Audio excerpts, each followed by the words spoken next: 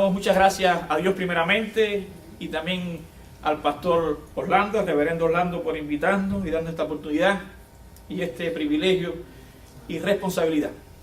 Así que le invito a buscar en sus Biblias, en el Evangelio de Lucas, en el capítulo 19. Evangelio de Lucas, en el capítulo 19, versículos del 1 al 10, estaremos leyendo una historia muy conocida, el encuentro de Jesús y Zaqueo. Hemos titulado el mensaje, Jesús te llama por tu nombre. Jesús te llama por tu nombre. Y dice así esta versión, nueva traducción viviente, en el versículo 5, cuando Jesús pasó, miró a Zaqueo y lo llamó por su nombre. Oremos. Señor, te damos gracias por tu bondad. Gracias por tu amor. Gracias, Señor, porque tú nos conoces por nombre. Y nos ha dado un nombre nuevo. Permite que en esta tarde salgamos con el gozo y la premura de Zaqueo. El gozo de la salvación en nuestros corazones. Que si alguien no te conozca, pueda conocerte. Y si alguien, como la mayoría que estamos aquí, pensamos que te han conocido, tú le devuelvas el gozo de tu salvación. Llénanos en el poder de tu Espíritu. Usa tu palabra, oh Señor. Te lo suplicamos en el nombre de Jesús. Amén. Al comienzo de los cursos escolares, las maestras tratan muchas veces de que los alumnos se conozcan. Incluso cuando vamos a una conferencia, ya sea cristiana, retiros, conferencias del trabajo, pues muchas veces se usan estos labels, ¿no? Porque comparte con personas que no conocen tu nombre. Y de esa manera el profesor, el que dirige la actividad, puede ver cómo se llama cada cual, y también entre los alumnos pues se van conociendo su nombre. Tu nombre es muy importante para ti. Es importante nuestro nombre. Yo me imagino al pastor y ahí a María Isabel buscando el nombre para esa nueva bendición que viene en camino, ¿no? Y que es Natán o Nathan, algo así se pronuncia en inglés. Pero no ha nacido, ya tiene su nombre. Y se dice también de una directora de una escuela que prometió aprender el nombre de 600 alumnos.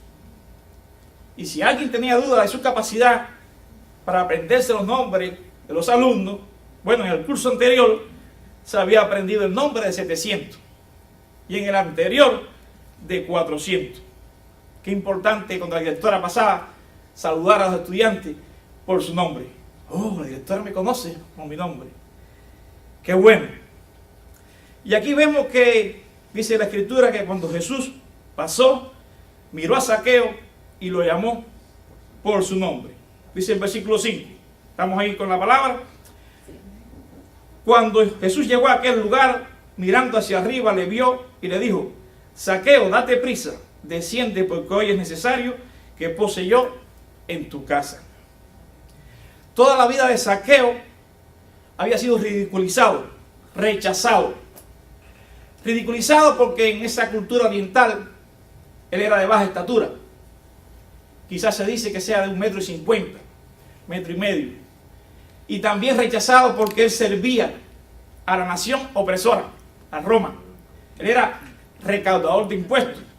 Pero no solo recaudador de impuestos, él era jefe de los recaudadores de impuestos. Y generalmente ellos se enriquecían cobrando más de lo que se debía, imponiendo más impuestos de que se debía recoger. Y nos preguntamos, en su curiosidad de buscar a Jesús, el Espíritu Santo está obrando, se está moviendo, es quien convence de pecado, justicia y juicio. Pero también le ha predicado a Mateo. Recuerde, es el camino del Señor, ya en su final de su ministerio, camino a Jerusalén, a ser entregado por ti y por mí, a morir ahí en la cruz, obediente hasta muerte de cruz. Y ya al final de su ministerio, él está pasando por Jericó, vía a Jerusalén. Y hay un tiempo de discipulado, se conocen sus obras, sus milagros, su doctrina. Le habrá predicado a Mateo, que también era otro recaudador de impuestos. No sabemos, pero es posible. ¡Qué sorpresa! Al estar Zaqueo ahí en el árbol, que el Señor lo llamara por su nombre. Pero ¿cómo es que el Señor me conoce? Se preguntaría él. ¿Cómo supo Jesús su nombre? Bueno, en Juan 1, 47 y 48, dice que Jesús también vio a Natanael, que se le acercaba. Le dijo, he aquí un verdadero israelita, en el quien no hay engaño. Y dice Natanael, ¿y de dónde me conoces? Respondió Jesús, antes de que Felipe te llamara, cuando estabas debajo de la higuera, te vi. El Señor nos conoce, aún antes de que estemos en el vientre de nuestra madre. Él nos conoce. Dios no sabe solamente dónde tú estás ahora mismo, sino sabe también quién tú eres. Él sabe por lo que estás pasando. ¿Por qué estás pasando por eso?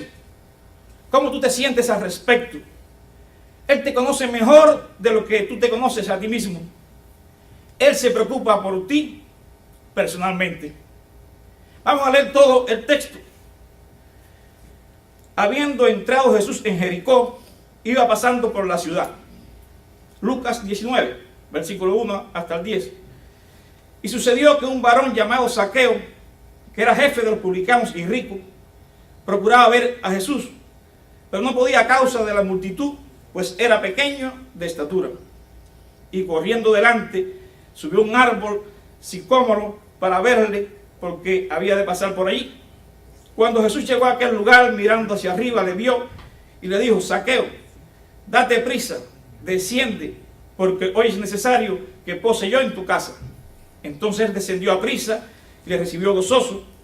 Al ver esto, todos murmuraban, diciendo que había entrado a posar con un hombre pecador. Entonces Zaqueo, puesto en pie, dijo al Señor, he aquí, Señor, la mitad de mis bienes doy a los pobres, y si en algo he defraudado a alguno, se lo devuelvo cuadruplicado. Jesús le dijo, hoy ha venido la salvación a esta casa, por cuanto él también es hijo de Abraham, porque el Hijo del Hombre vino a buscar y a salvar lo que se había perdido. Ha estado un tiempo Jesús en el discipulado por los apóstoles, con el resto de los discípulos. Está terminando su ministerio. Y no podemos ver la escritura solo en este contexto de 10 versículos, de un versículo. Él ha venido preparando.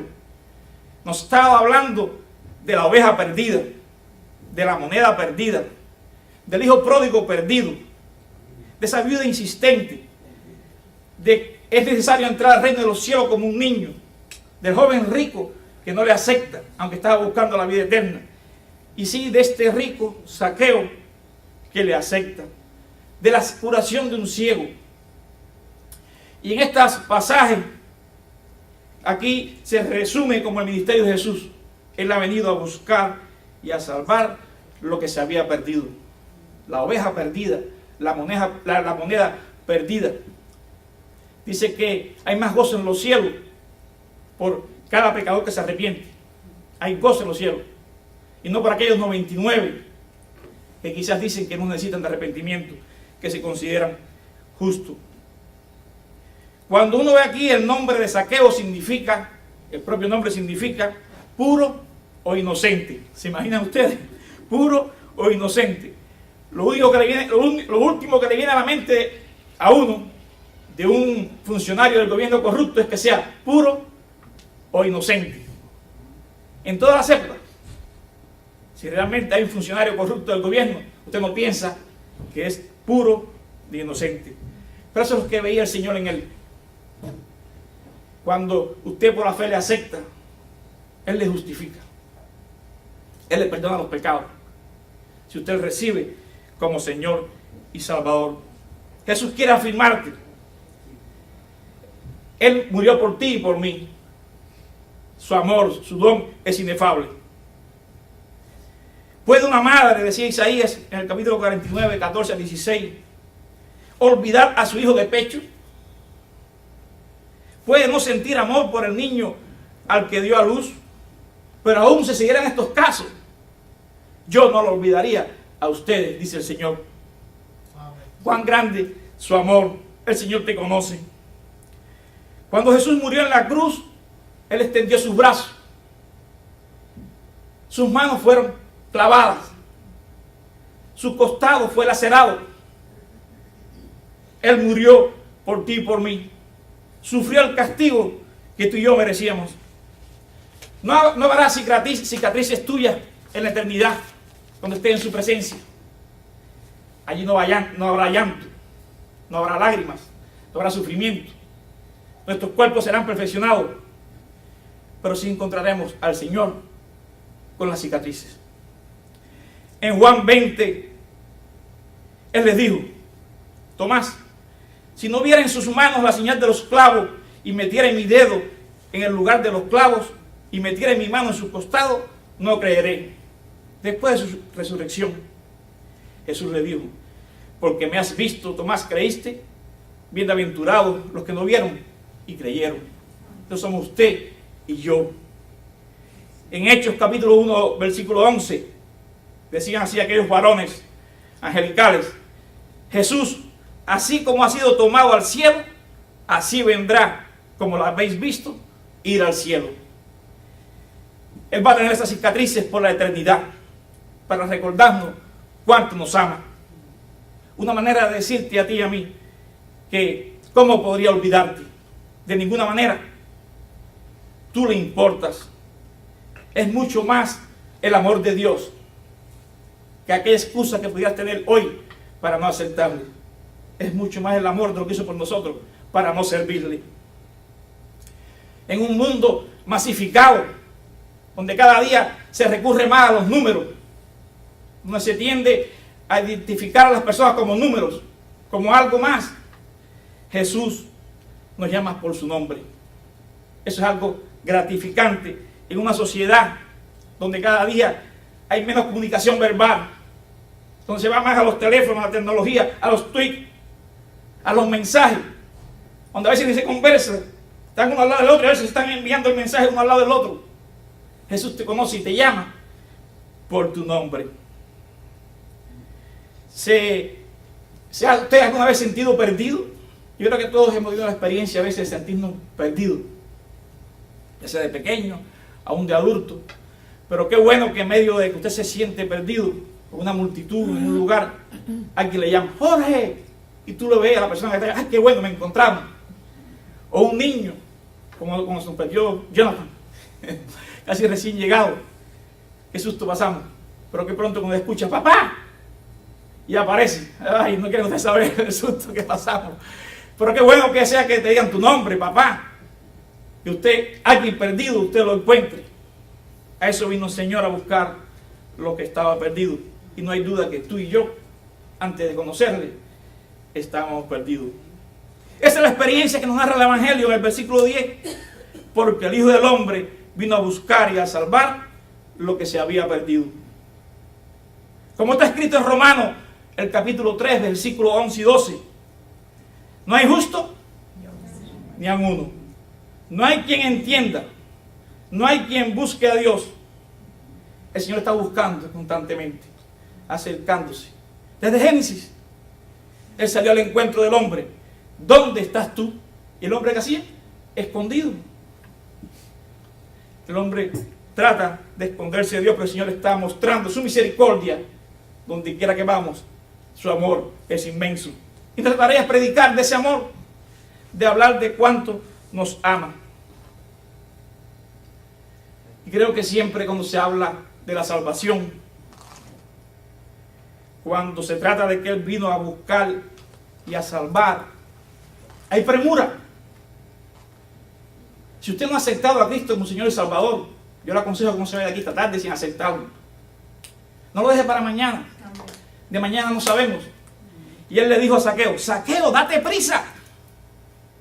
Desciende. Porque hoy es necesario que pose yo en tu casa. En 2 Corintios 6, el versículo 2, una versión también, nueva traducción viviente, y quiero expresar de esta forma. Pues Dios dice: en el momento preciso te oí, en el día de la salvación te ayudé. Efectivamente, el momento preciso es ahora. Hoy es el día de salvación. Hermano, el momento preciso es ahora. El Señor está diciendo, desciende del árbol, baja de tu trono y rinde tu vida a Cristo. No hagas como el joven rico. Si buscas un capítulo anterior, porque como decía, esto fue una carta que él envió a su amigo Teófilo. Y usted una carta no la comienza por el final o por el medio. Usted la lee completa, en su contexto. Y él estuvo hablando en el capítulo anterior de un joven rico que estaba buscando la vida eterna, pero la estaba buscando de manera equivocada. Y hasta le hizo la pregunta, ¿qué tenía que hacer para tener la vida eterna? Y él creía que era bueno y estaba mirando a Jesús como un maestro bueno, no como quien es el Hijo de Dios, Dios mismo. Y por eso Jesús le rectifica, porque sabe cómo le están mirando. Porque si hay un hombre que puede ser bueno, él también quizás, o un maestro que puede ser bueno, él también entonces podía ser bueno. Le dijo, maestro bueno. Jesús le dijo, no, bueno, sino solo Dios. El joven rico se refugiaba en su religión, sus buenas obras, como Nicodemo, un maestro de la religión. Y Jesús le dijo, usted es necesario nacer de nuevo. Y Nicodemo no sabía qué cosa era eso. Volver a entrar por el vientre de mi madre. No, no. Lo que es nacido de la carne es necesario nacer del Espíritu. Y a este joven rico también le faltaba esto. Dejar su religión, su confianza en la religión, su confianza en las buenas obras y aceptar a Cristo como su Señor y Salvador. Esa es la mejor obra que usted puede hacer. Aceptar a Cristo. Y después sí, usted ha sido creado en Cristo Jesús para dar buenas obras, pero no para salvación. Y el problema es que nos pasa como en otra parábola del Señor, del publicano y del fariseo, ¿se recuerdan? Todo está en un contexto de enseñanza. El fariseo decía, Señor, yo sí no soy como aquel, yo sí sé ayuno tantas veces a la semana, creo que decía 2 veces, yo sí que doy el diezmo, pero no fue justificado, porque él pensaba que él se justificaba con sus obras, y aquel que clamó pidiendo perdón fue el que se levantó justificado. Yo creo que, como decía el pastor el martes, el arrepentimiento y la fe son 2 caras de la misma moneda. Aunque usted en la Biblia lea arrepentimiento, fe, a veces se lo menciona juntos, a veces no se menciona juntos, pero es un milagro que ocurre juntos. El que se arrepiente para salvación cree, y el que cree para salvación se arrepiente. Hay una transformación. Y en esta petición de fe al Señor, de arrepentimiento, no podemos refugiarnos en las buenas obras. Somos salvos por gracia, no por obra, para que nadie se gloríe. El Señor no te debe nada a ti. Somos nosotros deudores con el Señor. Porque si por mis obras yo podía ser justificado, el Señor entonces me debe a mí mi salvación por mi buen comportamiento. No, es por gracia, para que tú no te gloríes de tus obras. Y es que esa misma actitud del fariseo continúa en el siglo XXI. Una idea equivocada del pecado, de cómo tú y yo somos pecadores.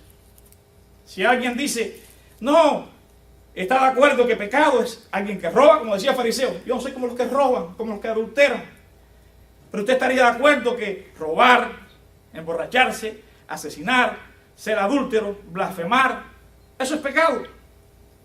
Pero hay quien dice, yo no he hecho nada de eso, vivo una vida decente, normal, corriente, respetable, por tanto creen que ellos no son pecadores. Déjenme aclararle algo. El Nuevo Testamento usa 5 palabras diferentes para pecado.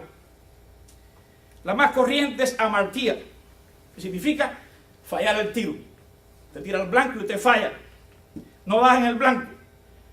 Yo le pregunto a usted, y me pregunto yo, ¿somos tan buenos maridos o esposas como podríamos ser?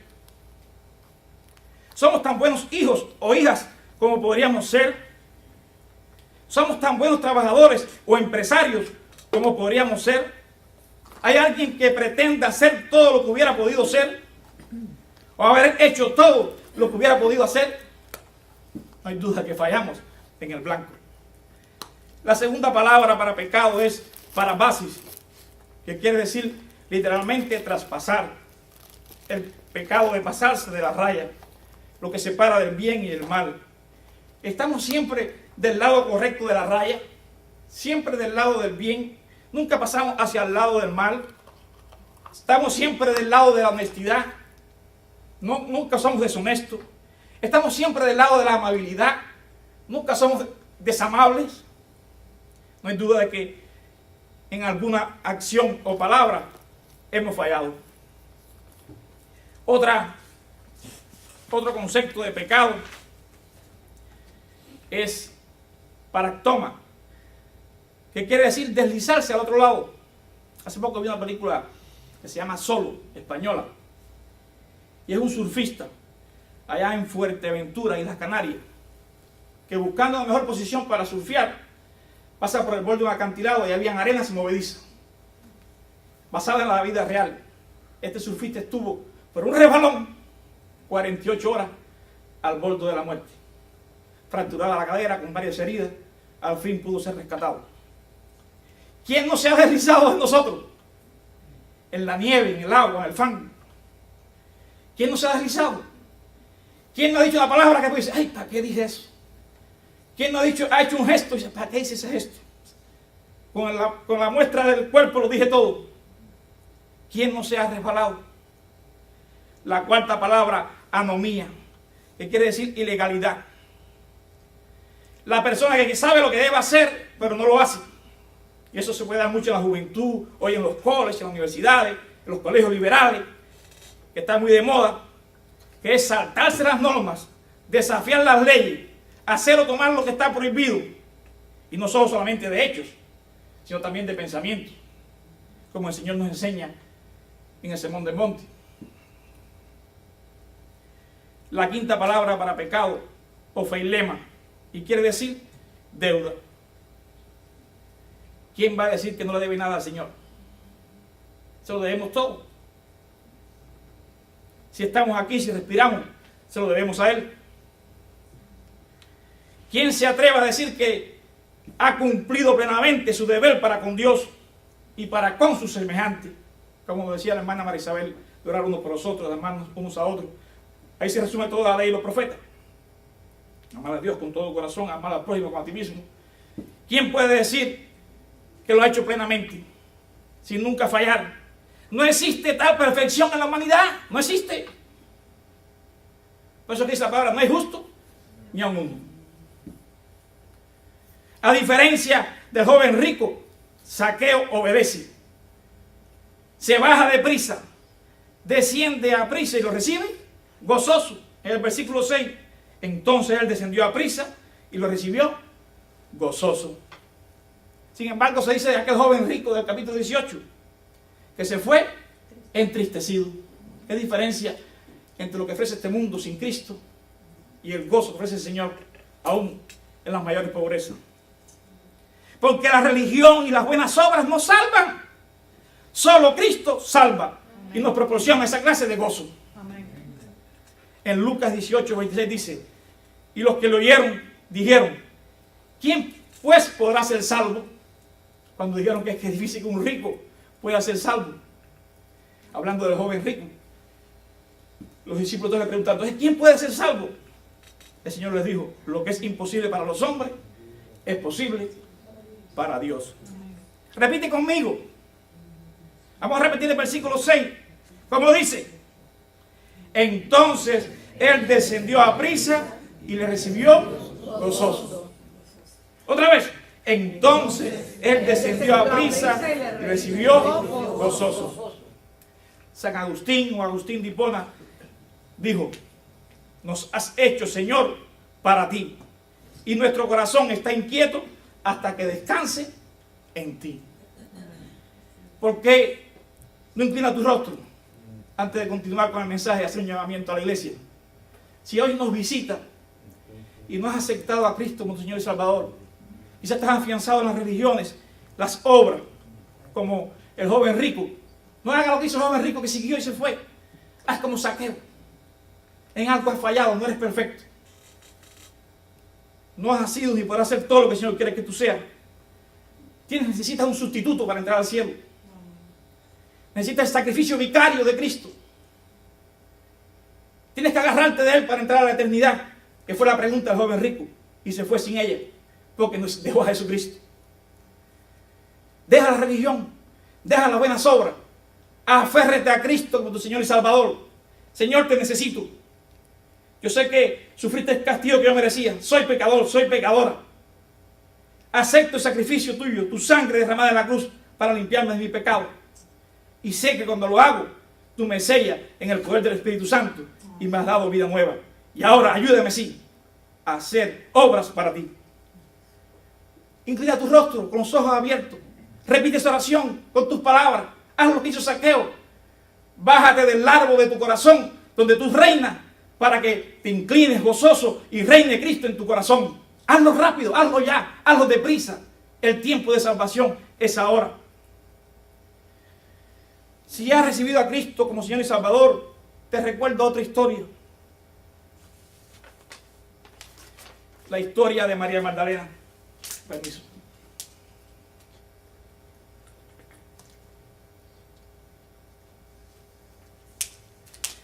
Ella va al sepulcro en Juan 20. Va cuando todavía era oscuro. ¿Y quién no ha pasado por momentos de oscuridad interior? Cuando lloramos una pérdida, nos sentimos solos. María había perdido a Jesús, quien la había rescatado, quien la había respetado, quien la había amado como nadie, como solo Dios puede hacer. Llora su pérdida, se aferra al pasado, pero busca donde no tiene que buscar. Busca entre los muertos. El cristianismo es Cristo. Y su tumba está vacía. No es Confucio, no es Buda, no es Mahoma. Su tumba está vacía. Es el único que ha sufrido por ti y por mí. El único que pagó por los pecados de la humanidad. Nadie más. Los demás son filosofías para comportarse mejor, como el joven rico. Pero que al final no llena tu corazón, como decía San Agustín. Solo Cristo te da ese gozo si es que lo estás buscando. No sigas buscando. Haz como aquel que encontró la moneda aquella perdida, la oveja que se gozó por encontrar y dejó los 99. Gócete en Cristo. En medio de su tristeza, Jesús sale a su encuentro de María Magdalena. Dice: mujer, ¿por qué lloras? Ella piensa que es el hortelano. Le pregunta por qué llora, pero no reconoce la voz de quien habla. A veces estamos tan sumergidos en religiones, en obras, a veces en tristeza, que nos damos cuenta que Jesús nos está llamando para tu bien, para mi bien, para que le sirvas mejor, para que pongas tus dones, para que te congregues, para que ores más, para que leas más la Biblia, para que seas un buen obrero fiel. ¿A quién buscas? Le dijo: mujer. No lo reconoció. Y yo me pregunto, y quizás tú también te preguntas, ¿por qué lloras? ¿Qué es aquello que te produce tristeza? ¿Qué es lo que tú en el fondo añoras? ¿A quién estás buscando? La profunda tristeza, lo que añora, lo que busca, se alivia cuando descansamos en el Señor. Solo Cristo salva. De pronto, cuando Magdalena está agotada en sus lágrimas, se le nubla la visión. Jesús le llama por su nombre. Ya no le dice mujer. Dice: María. Le dijo Jesús. Y él se volvió y exclamó: Raboni, que en arameo significa maestro. Cuando le llamó por su nombre, ella lo reconoció inmediatamente. Él te está llamando hoy por tu nombre. Él te conoce. No necesita de recordatorios de la memoria.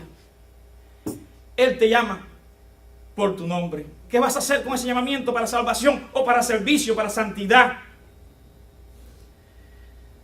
Zaqueo mostró, además de la alegría del gozo de la salvación, un arrepentimiento genuino, una conversión genuina, un cambio genuino transformación, conversión, nuevo nacimiento. En el versículo 8 ofreció mucho más de lo requerido. He aquí, Señor, la mitad de mis bienes doy a los pobres, y si en algo he defraudado a alguno, se lo devuelvo cuadriplicado. De sus medios, de sus riquezas, bien habidas, iba a dar la mitad a los pobres. Pero de la mala vida, de sus impuestos injustos, dijo que iba a reponérselo a quien le había cobrado además 4 veces. Dar alegre, con corazón alegre, pero emocionalmente. Más bienaventurado es dar que recibir, dice el Señor. Él quiso dar más. No lo que decía la ley, de tanto por ciento, del otro por ciento. El cuatriplicado era cuando, según la ley romana, pero según la ley judía, era cuando alguien hacía robo con violencia. Si era robando y usted lo reponía, solamente tenía que dar el 20%, un 20% de impuestos. Si usted lo que robó no podía reponerlo, bueno, era el doble. Pero no era cuadriplicado. Pero es que como conocemos al Señor, le amamos más. Damos por amor, no por ley. Es la ley del amor. Hermanos, Martín Lutero decía, todo hombre necesita una conversión de la mente, una conversión del corazón y una conversión del bolsillo. El Señor nunca nos llamó a hacer un experimento con Él. Nos exigió nuestra entrega plena. Si alguno quiere venir en pos de mí, niéguese a sí mismo, tome su cruz cada día y sígueme. Vamos a terminar con una oración dando gracias al Señor.